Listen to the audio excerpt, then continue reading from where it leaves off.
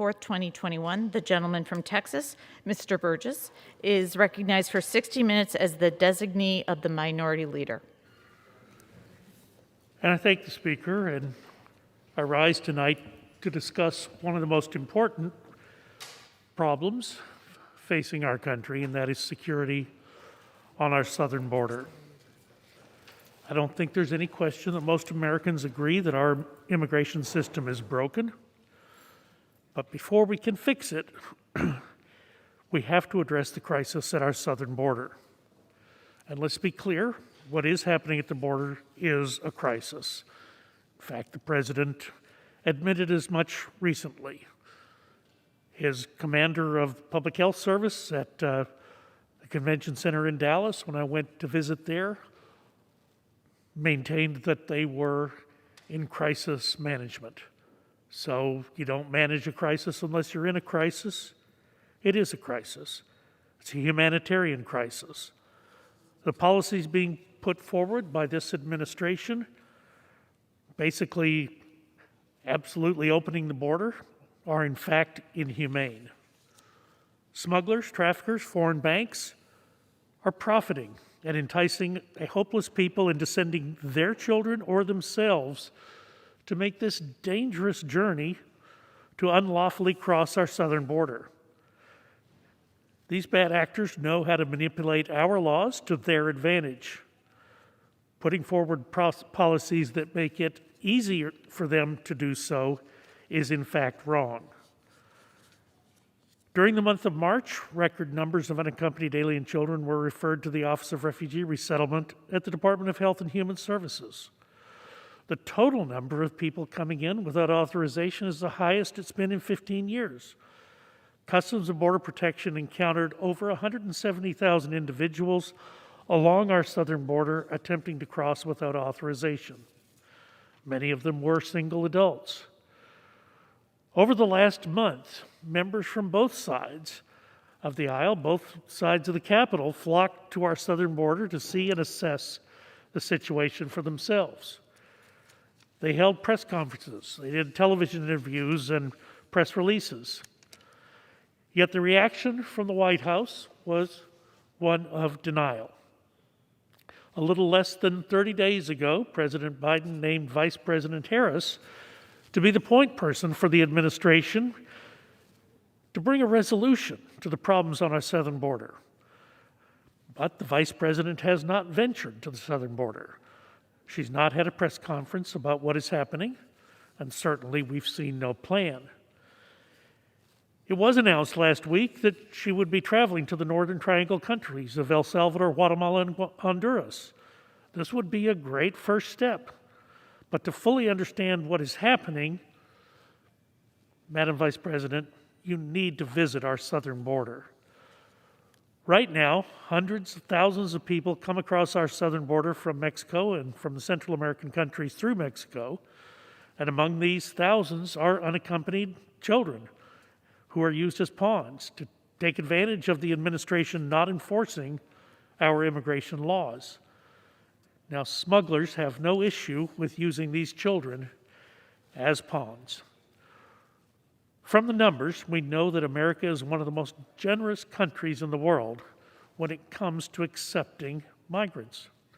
Through our nation's legal immigration process, we welcome over 1 million immigrants into America each year. To be clear, these are immigrants who are going through the normal and correct process, waiting in line and following our laws. But how discouraging must it be for them to watch as others take full advantage of our laws not being enforced because of Washington putting forward poor policy. Despite the generosity of the American people, others remain intent on entering our country without the full benefit of the law behind them. To better understand this problem, it's perhaps important to examine its roots. In 2018, it was important for me to visit Northern Triangle countries for myself to see the situation on the ground, to assess the situation, and determine how the United States can better help and better address the root causes of irregular migration.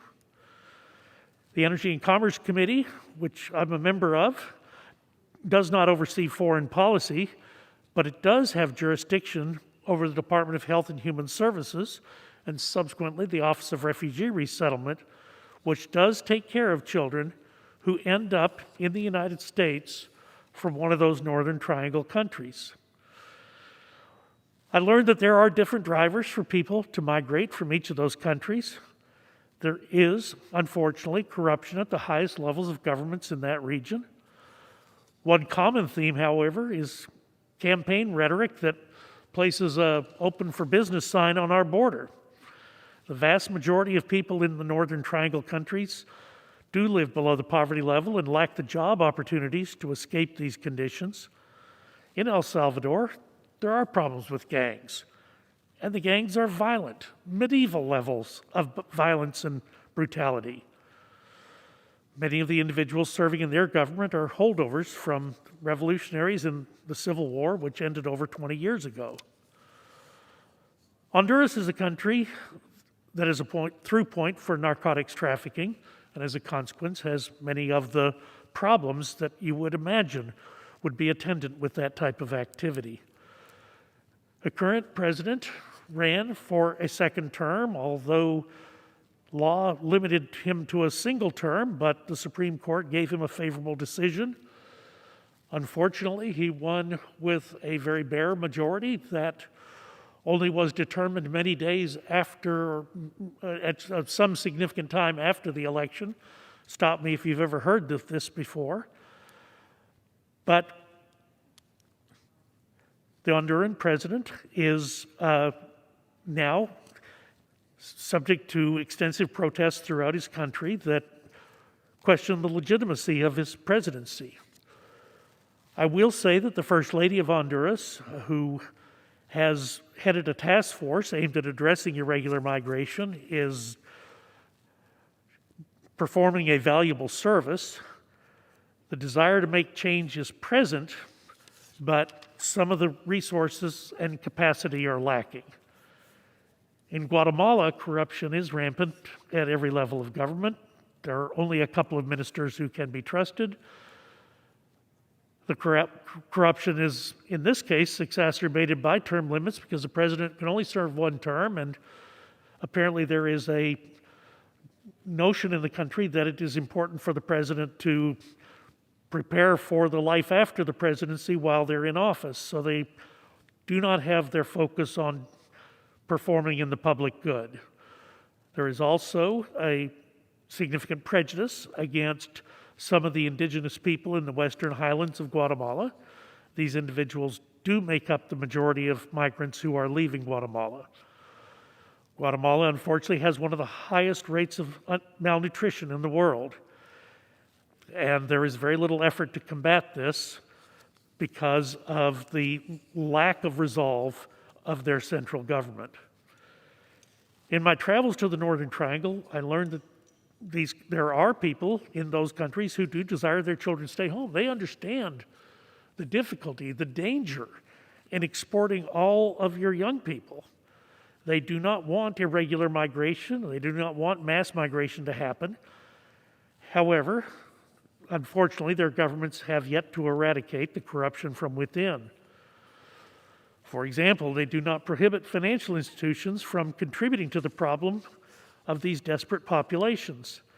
The financing of human trafficking from these countries is extremely profitable. Beyond the danger to the migrant, the journey from the Northern Triangle to our southern border is not cheap.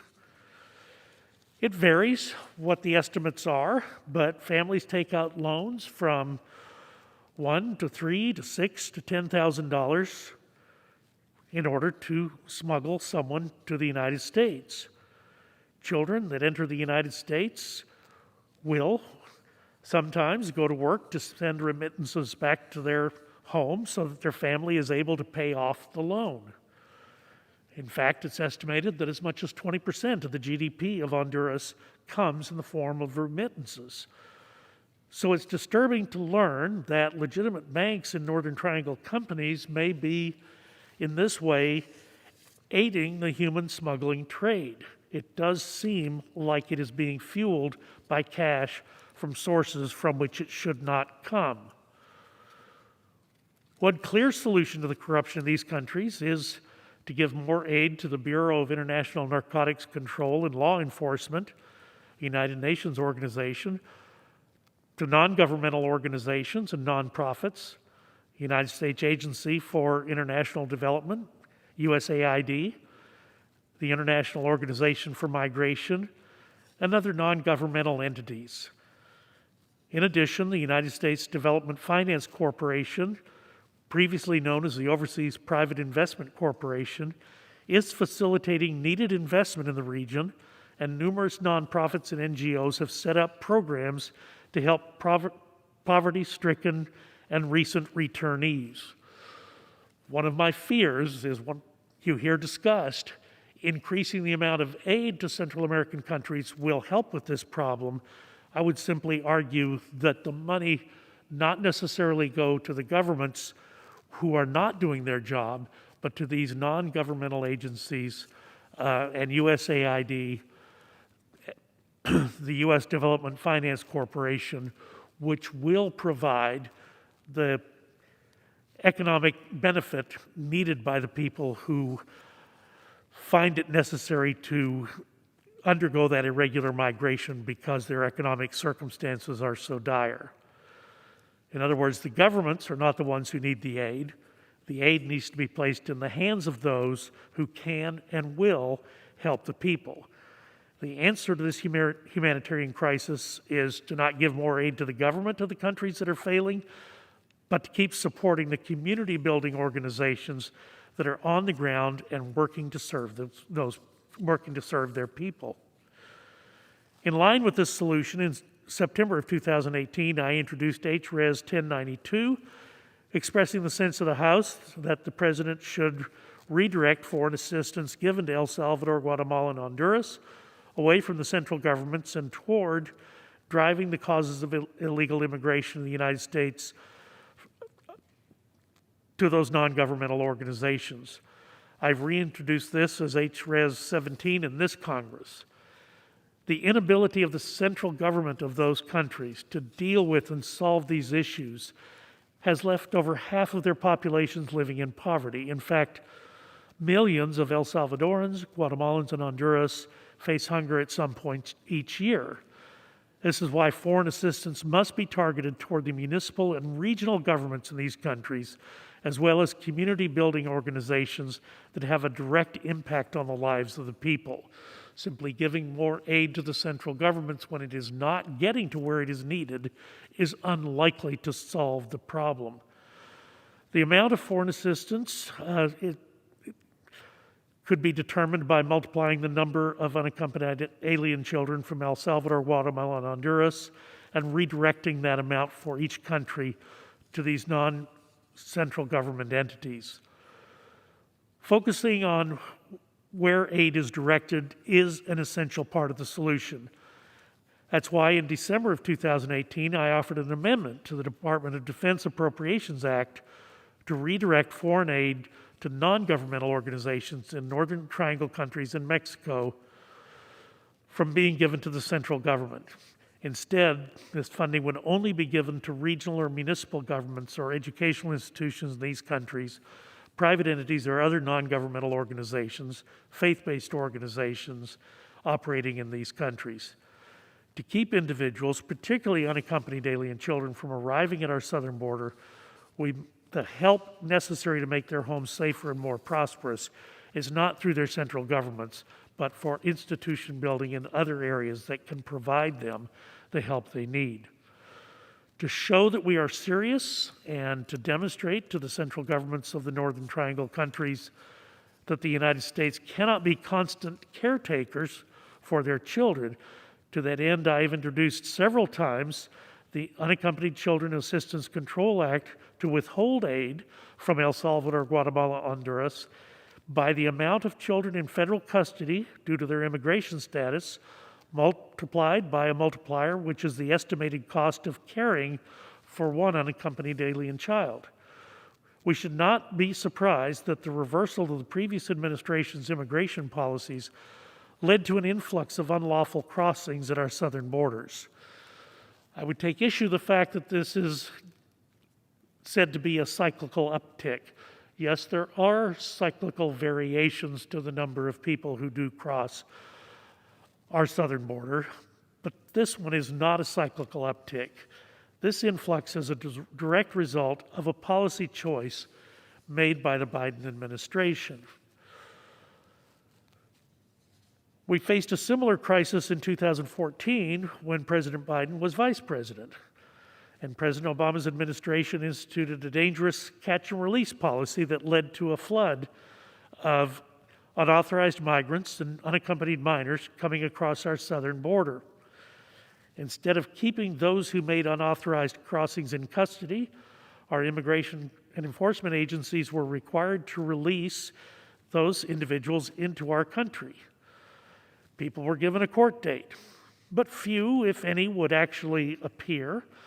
Beyond missing a court date, unauthorized migrants took advantage of our system, and unfortunately, the diversion, with so many people coming across the border, the diversion of the attention of our law enforcement officials on the border have allowed for the importation, the free importation of drugs like fentanyl and heroin across our border.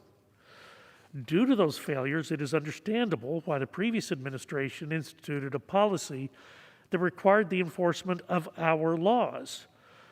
For 4 years, we listened to members of Congress have these discussions on the border and in the halls of Congress about the misfortune of those who've crossed into our country without the benefit of citizenship. But what exactly does it mean to put forward a zero-tolerance policy? It means enforcing the laws and giving needed support to our frontline border officials. No one wants to see a child separated from their parents. This is a problem that Congress needs to fix. It's a problem that Congress can fix. To understand why this has happened, we look back to the court case of Reno versus Flores in 1997.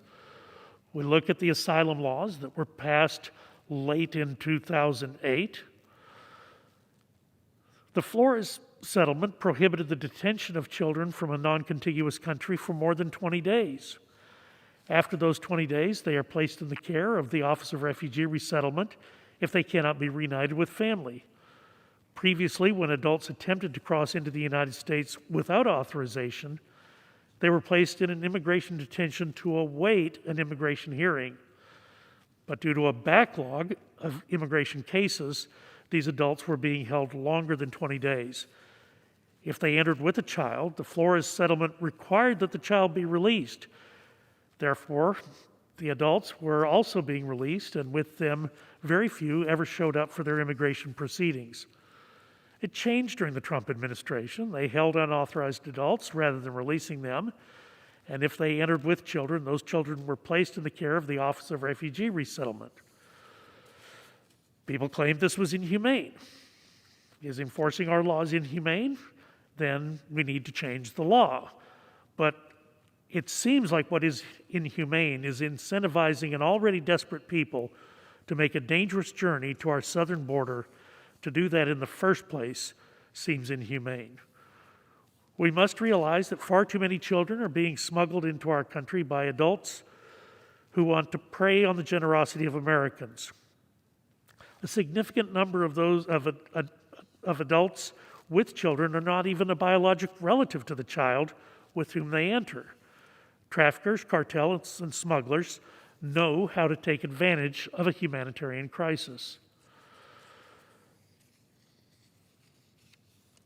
Being a father and a grandfather, I truly mean it when I say that no one wants to separate a child from their parents.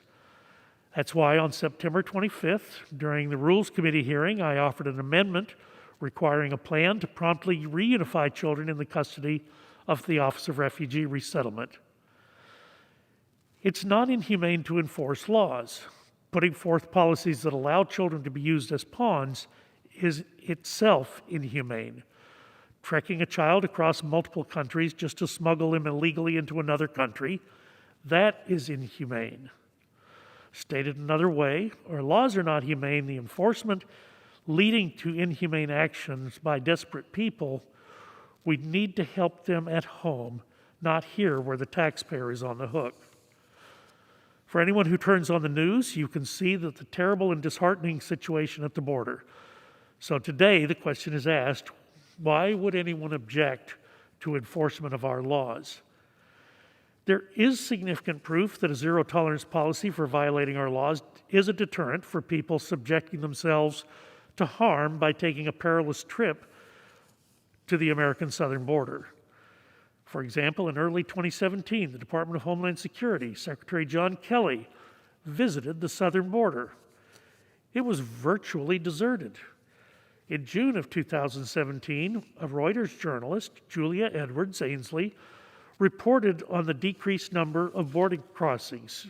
She wrote, and I quote, "Last fall, during the waning months of the Obama administration, hundreds of immigrants crossed the river on rafts at this point each day, many willingly handing themselves over to immigration authorities in the hopes of being released into the United States to await court proceedings that would decide their fate." Continuing to quote, "Now the agents look out on an empty landscape. Footpaths up from the water have started to disappear under growing brush, with only the stray baby shoe or toothbrush serving as reminders of that migrant flood. The reason for this change, the agents say, is a perception in Mexico and Central America that President Trump has ended the practice known as catch and release, in which migrants caught in the United States without proper documents were released to live free, often for years, as their cases ran through the court system. Now, would-be border violators know that they'll be detained and turned right back around," said one of the two agents.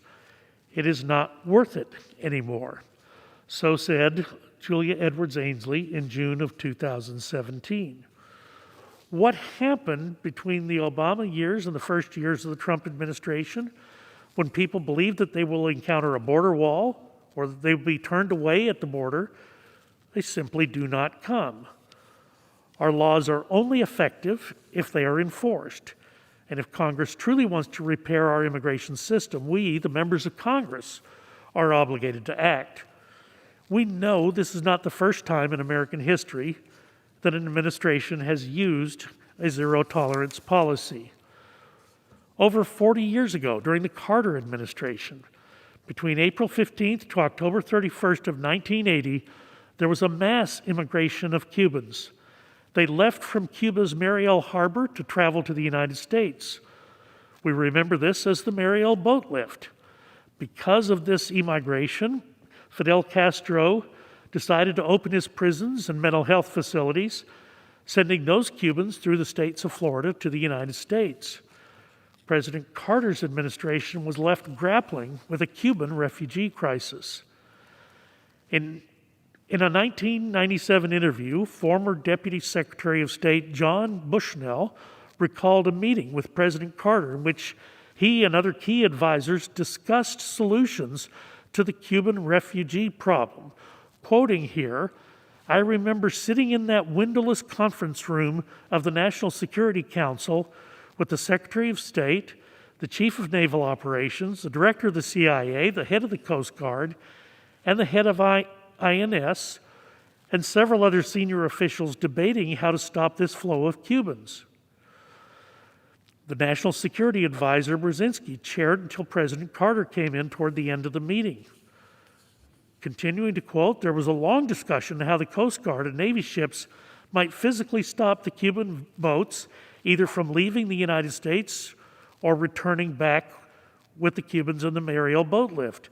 The Navy and Coast Guard, represented at this meeting by admirals, were concerned. How can we do this, they said. And it was suggested that the boats simply could be stopped, physically prevented from entering the United States without any major loss of life from the passengers. But did suggest ways of maneuvering the boats to block their passage, which struck me as sort of wild. It sounded to me as if they had in mind a picket line of Coast Guard and Navy boats going across the Straits of Florida to stop the movement of these small boats with refugees. This naval discussion went on for a long time, but eventually was inconclusive, perhaps ending quotation, now perhaps wisely so. But from this interview, we understand that President Carter's administration was contemplating how to physically stop Cuban boats from coming to the United States. And then moving forward to the early 1990s, rafts of immigrants from Haiti bound for the United States were intercepted at sea as authorized by policy enacted by President Bush's administration. A young governor from Arkansas used divisive campaign rhetoric as he ran against George H.W. Bush for president. Then Governor Clinton, time and again, spoke of his disagreement with President Bush's zero-tolerance immigration policy. During his campaign, Governor Clinton often maligned President Bush for being cruel in the treatment of Haitian refugees traveling to America via boat. Some feared that he was creating an unrealistic expectation for the Haitian people who were suffering from significant unrest in their country. In the New York Times, an article entitled "Clinton Inspires Hope and Fear in Haiti," a writer, Douglas Farah, wrote, "It was Mr. Clinton who helped create the expectation of an exodus from Haiti when he condemned the Bush administration for a cruel policy of returning Haitian refugees to a brutal dictatorship without an asylum hearing." End quote. We all know from our history that in November of 1992, Governor Clinton won the presidential election. Because of now President-elect Clinton's promises, the people of Haiti anticipated being welcomed into the United States with open arms. The problem is, after securing the White House, President Clinton changed his mind after learning that perhaps the true toll such an exodus would take as people took to the waters in unseaworthy boats. In a Voice of America address on January 14, 1993, a mere week before he took the oath of office, President-elect Clinton walked back his promise. Let me just read some of President-elect Clinton's remarks that he spoke directly to the people of Haiti over the Voice of America. Quoting here, "For Haitians who do seek to leave Haiti, boat departure is a terrible and dangerous choice. I've been deeply concerned by reports that many of you are preparing to travel by boat to the United States. And I fear that boat departures in the near future would result in further tragic loss of life." Continuing to quote, "For this reason, the practice of returning those who flee Haiti by boat will continue for the time being after I become president. Those who do leave Haiti for the United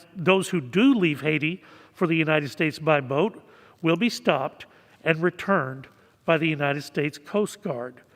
To avoid the human tragedy of a boat exodus, I wanted to convey this message directly to the Haitian people. Leaving by boat is not the route to freedom." End quote. Well, as you can imagine, this dramatic change did not go without notice. January 17th, 1993, in the Chicago Tribune, a columnist, Stephen Chapman, wrote, "The president-elect has a terrible time making up his mind and keeping it made up. A lot of Haitians are disappointed to find out he's something less than a man of his word, and they're not the only ones." Close quote. So just from these historical moments, we can understand that border security is not a new debate. It's not an easy debate. President Carter, President Clinton, President Obama all learned the same lesson. It is, in fact, inhumane to encourage anyone to attempt a treacherous journey in order to reach America's borders without the proper authorization to enter. There are things we must prioritize to move forward. First, having the understanding that enforcing our laws is, in fact, a humanitarian response. The next step would be security along the southern border. To put it plain and simple, we could finish the wall, which includes having not just the wall, but additional technologies to solve the problem. In order to solve problems within our broken immigration system, the bleeding needs to stop. You can't put a Band-Aid on an arterial wound. You need to stop the bleeding. Congress first needs to address the humanitarian crisis at our southern border. So it was encouraging to hear Secretary Mayorkas announce a reconsideration of filling the gaps in construction on the southern border wall. I recently took a trip down to McAllen, between McAllen and Laredo. You could see areas where the wall was being built. The construction had stopped. The construction equipment was literally abandoned at the side. But I was grateful that Secretary Mayorkas did say that he was reconsidering filling in the gaps in construction in the southern border wall. The problem is the smugglers know where those gaps are. They know how to use them to their advantage. Again, let me say, when it comes to immigration, America is the most generous country in the world. But is it okay for us to allow over 100,000 people a month to enter our country without authorization? Is it all right for us to subject innocent children to a dangerous journey? Sovereign countries must define and defend their borders. I believe that America is a country worth defending. It is heartbreaking that after achieving operational control of the border after many years, it was abandoned. It was abandoned through a series of executive orders that were signed early in this president's administration. And what has happened in its place? Operational control of the border, no longer determined by the United States of America. Operational control of the border is now determined and dictated by cartels. This week, we are considering two immigration bills, the No Ban Act and the Access to Counsel Act. The first will prevent the president from banning anyone from entering the United States. The second essentially provides a lawyer to anyone entering our country unlawfully, thus prolonging the wait times for those who are trying to enter our country through the normal legal process, and that all will be done at the taxpayer's expense. Clearly, these are the wrong solutions at this time. Our priority should be to ensure that every president has the necessary tools to put forward lawful priorities and not prevent them from doing so. We should be focused on policies that will encourage legal immigration rather than just reacting to illegal immigration. It is important that we reinstate the Remain in Mexico policy, also known as the Migrant Protection Protocol. We know this program helped limit fraudulent asylum claims from those who thought they would be able to just walk into the United States and instead had to wait their turn for a hearing while remaining in Mexico. It is not a good idea to allow lawbreakers to jump in front of those who are here lawfully. We are still in the middle of a pandemic. Now, thankfully, the Biden administration has kept the Trump administration's CDC Title 42 authority in place, except for people younger than 17 years of age. We are on the verge of ending the pandemic, but we must ensure that we're doing everything we can to prevent additional spread of this coronavirus.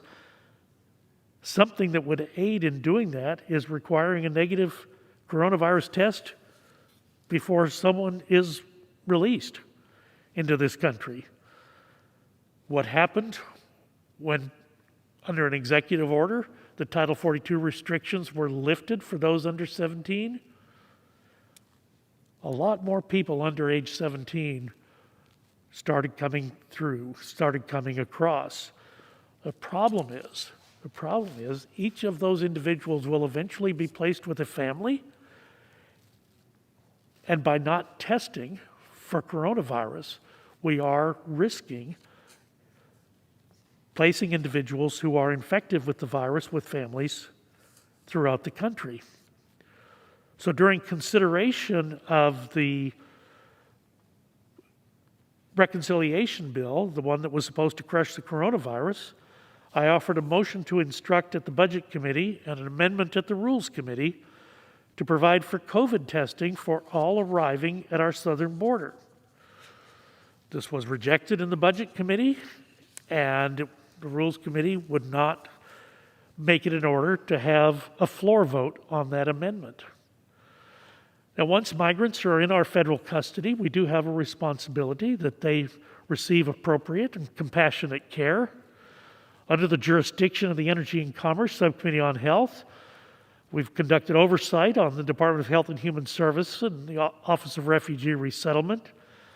And since 2014, I've made multiple trips to the border and multiple trips to ORR facilities.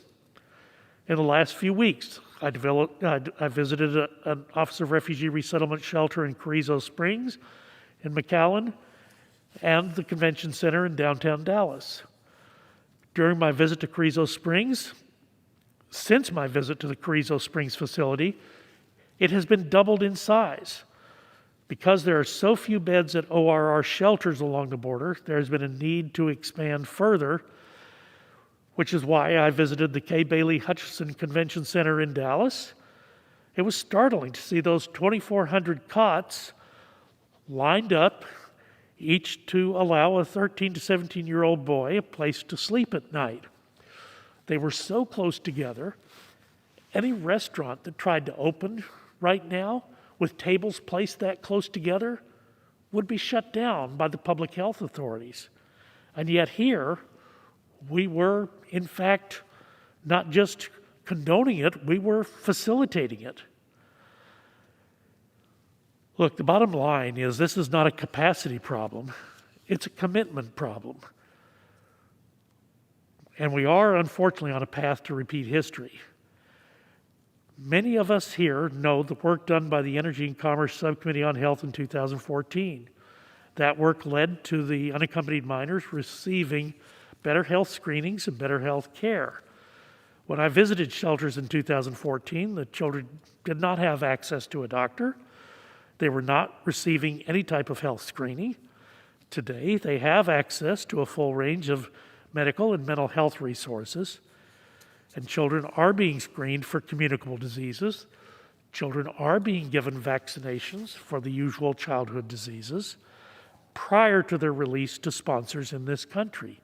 It makes sense to do that. This protects American communities. This protects American schools, where these children will eventually be enrolled. Today, when a child is released from an ORR facility, they have a phone number to contact the Department of Health and Human Services after they leave their shelter, and they will also receive a wellness check 30 days after their release to a sponsor. In 2014, it wasn't that way. Children were not given any means of contact after they left federal custody, and no follow-up was conducted. And unfortunately, you know what's going to happen in that situation. Some children will not be placed with a competent caregiver, and they can fall victim to trafficking or abuse. Now, because of members of the subcommittee and members of the full committee on Energy and Commerce, if children need help once they leave the shelter, they do have a lifeline. These are helpful resources for those who are entrusted to federal care. My primary goal is to secure the border and to prevent unaccompanied minors from crossing the United States without benefit of citizenship in the first place. But while it is happening, we must do our best to ensure that they are safe after they arrive. I understand the care of children is a huge balancing act. Once they are in our care, it becomes our responsibility, and we must ensure that those traveling with them are not using them to game our immigration system. It is simply wrong and potentially harmful to the child not to check that the adult with which they are traveling is in fact related or their legal guardian. Ultimately, we will have to put an end to this crisis. From our experiences, both recent and throughout history, we know that our rhetoric matters. The message must be clear. Do not cross the border unlawfully. For years, presidents, senators, representatives have promised to end catch and release and restore order on the southern border. The human traffickers, the coyotes in Central America, use our words spoken here in Washington, D.C. They use our words to prey on the disadvantaged in Central American countries, to entice families into putting their children on the top of a freight train to travel through the Mexican desert. And they do that by putting a price on the head of each child. They use our words to subject children to the violence of cartels, or worse, children who may not arrive in the United States after beginning that journey.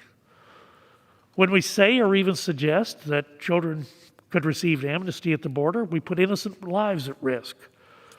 Our words turn these children into literal game pieces.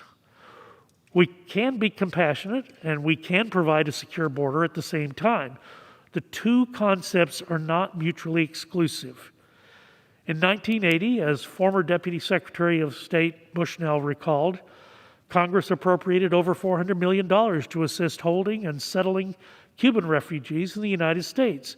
And reflecting on that time later, former Deputy Secretary Bushnell said, quote, "I use this appropriation as a key example of why foreign aid through the Caribbean Group was a good investment. It was much better to help our neighbors build a good economic future for themselves at home than to have a flood of desperate refugees which would cost more money to settle." End quote. I think today it would be wise to consider Secretary Bushnell's reasoning. Perhaps Congress could heed my recommendation to address how we send foreign aid to countries such as El Salvador, Guatemala, and Honduras, and Mexico. Should it be tied to the care that their children receive? Here's the deal. Why should we reward countries whose children are fleeing for their safety to our country? Certainly, it is something worth consideration. It is simply irresponsible. It is inhumane for the American government to incentivize anyone to subject themselves or their children to that perilous journey on our border. It was a lesson that President Clinton learned. It was a lesson that President Carter learned. It's a lesson that President Obama learned. And I do fear it's a lesson that this president will learn. We know the solution. We do know what works. Simply put, enforcement of the Title 42 protections for all age groups, not accepting those younger than 17, except enforcement of Title 42, the CDC requirement that during a pandemic we restrict travel across the border, reinstitution of the asylum cooperative agreements with Central American countries. At great negotiation skill, these cooperative agreements were established, but unfortunately, they've recently been abandoned. They could be reconsidered. They could be reestablished. We are going to have agreements with the countries of origin around asylum if we are going to be able to solve the problem. The Remain in Mexico, the Migrant Protection Protocol, was successful. It did help in the assessment of the asylum cooperative agreement. This could be reinstituted, and it's probably time that it was. In fact, it's past time to end a broken and inhumane pattern. It's past time to stop demonizing those who we ask to enforce our laws. It's past time to understand that non-enforcement of our laws does lead to inhumane actions. It is up to Congress. We're the legislative branch. We are the ones under the Constitution who are responsible for providing this security at our border. What is so critically important is that we must do it sooner rather than later. With that, I will yield back the balance of my time.